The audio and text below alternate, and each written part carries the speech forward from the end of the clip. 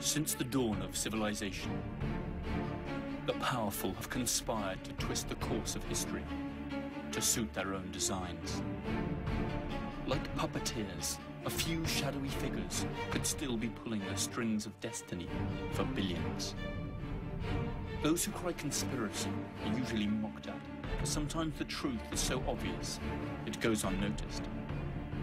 Are those merely paranoid fantasies cooked up to feed the appetite of paperback readers and web surfers, but which bear no relation to reality? Or are we living out some perfectly executed plan? Wars, revolutions, social movements, terrorist attacks. Everything is given an official explanation. But perhaps nothing is what it seems to be. Let's dare to unveil the incredible world of secret societies. Skull and Bones was founded in 1832. Its original name was the Eulogian Club. Its creator was a merchant named William Huntington Russell, owner of Russell and Company, a transport company which was rumored to smuggle opium into China during the Opium Wars. The name Skull and Bones probably comes from a curious tradition. During their meetings in the campus chapel at Yale, the society used to hang a skull and 2 crossed shin bones upon the door as a warning that they should not be disturbed. The society was also known as the Order of Death, Corporation Star, or simply the Order. The tomb has a dark, labyrinth-like layout that spans 3 floors and an attic. It comprises a number of halls and secret cabinets, chambers with mannequins in full armor, candlesticks, old photos, flags and manuscripts, and a sinister collection of bones, supposedly belonging to historical figures, including the skulls of Mexican revolutionary Pancho Villa and the Indian chief Geronimo, and even that of Panamanian dictator General Omar Torrijos. In the keep of the labyrinth, there is a vault with the enigmatic number 322 on the door. Inside, there are just 2 chairs and a table. This was where the candidates are said to meet Madame, a skeleton that is supposed to be that of Madame Pompadour.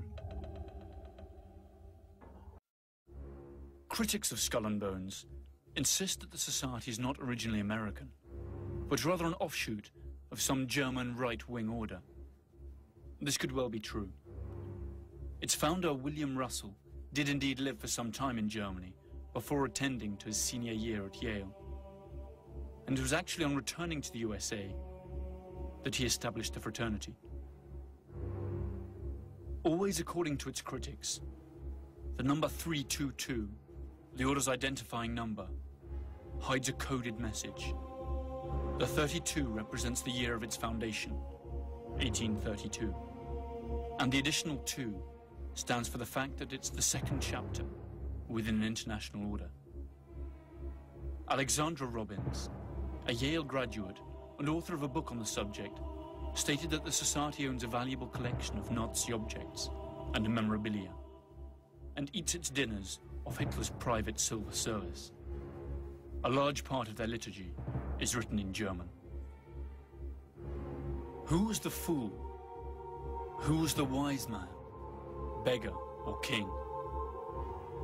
Whether poor or rich, all's the same in death.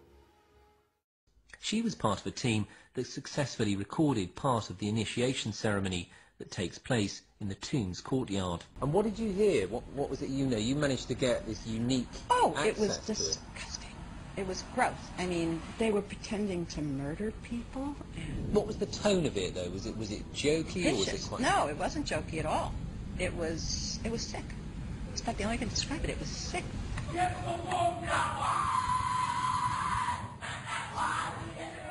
What you're hearing is the first recording ever made of the Skull and Bones initiation ceremony. It has never been broadcast before.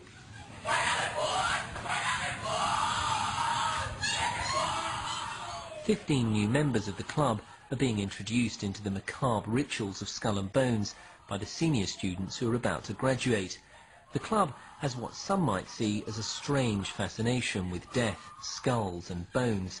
There's the chants too, difficult to hear first of all, but including the devil equals death and death equals death. In 1930, Prescott Sheldon Bush, father of President George H. and grandfather of President George W., a member of the Skull and Bones class of 1917, and president of the Union Banking Corporation, engaged in a number of profitable business deals with Fritz Thyssen, the German steel tycoon who supplied Hitler's war machine. The UBC was closed by President Truman during the Second World War under the Trading with the Enemy Act. In other words, for doing business with the Nazis.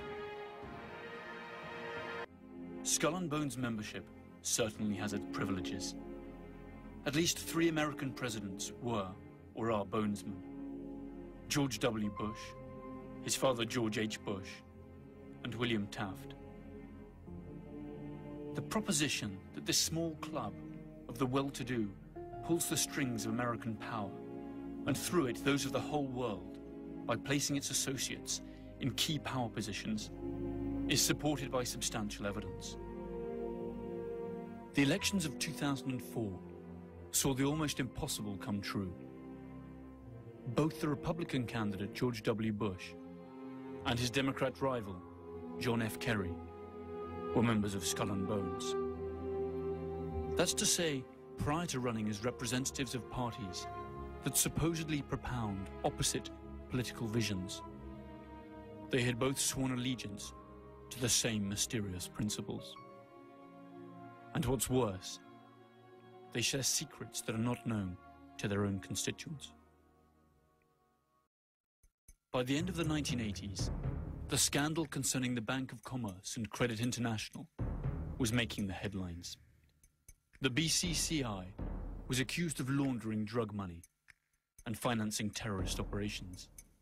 The scandal tarnished the reputation of the US government, since the bank operated freely in America and was a regular contributor to political campaigns.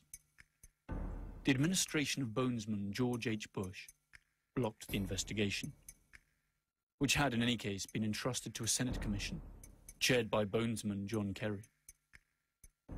The BCCI was absorbed by more respectable banks, and the subject was never revived. During their initiation, candidates must recount all their sexual exploits. Finally, they are expected to perform various oaths, kiss some feet, and drink blood.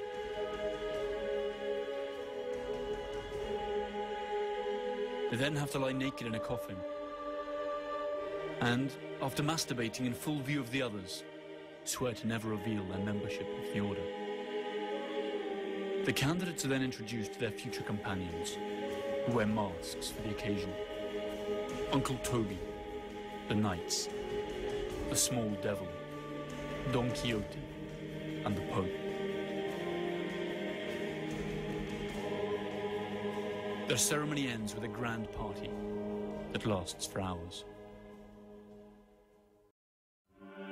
The government of the world's only superpower is packed with Bonesmen.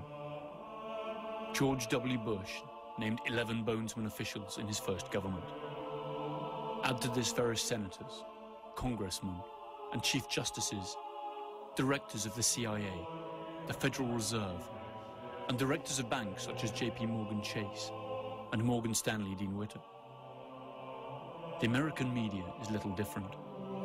Among others, Time and Newsweek magazines, in theory competitors, were both founded by Bonesmen.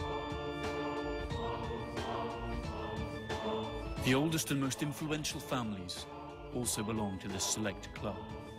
Bush, Bundy, Harriman, Lord, Phelps, Rockefeller, Taft, Whitney. It is estimated that there are some 800 Bonesmen alive today, around half of them active and in key positions in the American economy and political establishment. This has been a Streaming Freedom video from the Eyes Only Informant.